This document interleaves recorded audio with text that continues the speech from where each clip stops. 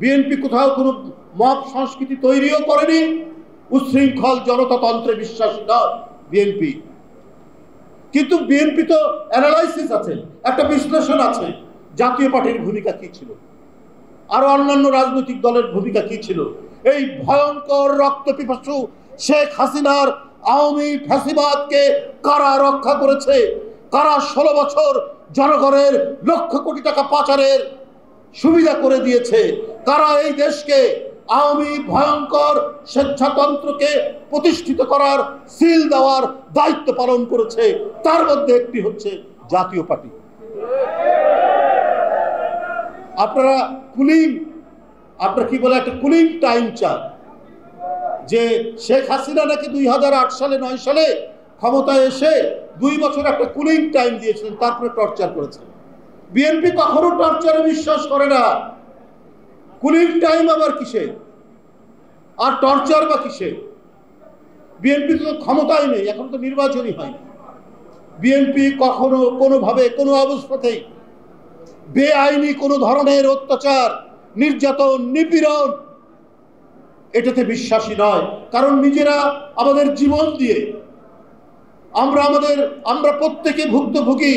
প্রত্যেকে যারা বসে আছেন বা সামনে বসে আছেন, সর্বনিম্ন 50টা সর্বোচ্চ 500টা মামলায় আমরা প্রত্যেকেই আক্রান্ত।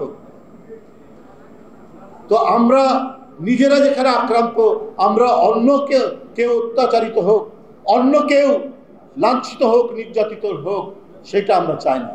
কিন্তু যারা ফ্যাসিবাদকে সমর্থন দিয়ে তাদের বয়ানের সাথে গলায় সুর মিলিয়ে যারা কাজ করেছে, তাদের তো বন্ধুরা আমার আইনের আওতায় অবশ্যই তাদের বিচার জনগণ দেখতে চায়। বলা হচ্ছে যে সত্য কথা বলা খুব দায় এই সমাজে, কিন্তু এটা কখন?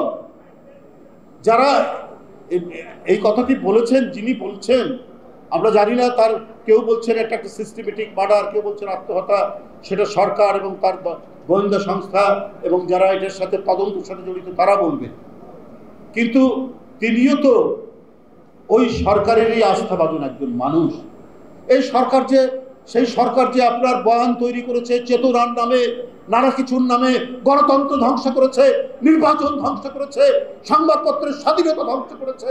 সত্য কথা কি যদি বলেছে কেউ, হয় তার মৃত্যু হয়েছে, হত্যাকাণ্ডের শিকার হয়েছে, নইলে কারাগারে থাকতে হয়েছে। বিশেষ করে সত্যবাদী সাংবাদিকরা, তারা কেউ নিস্তার পায়নি শেখ হাসিনার করাল বিনাশ থেকে।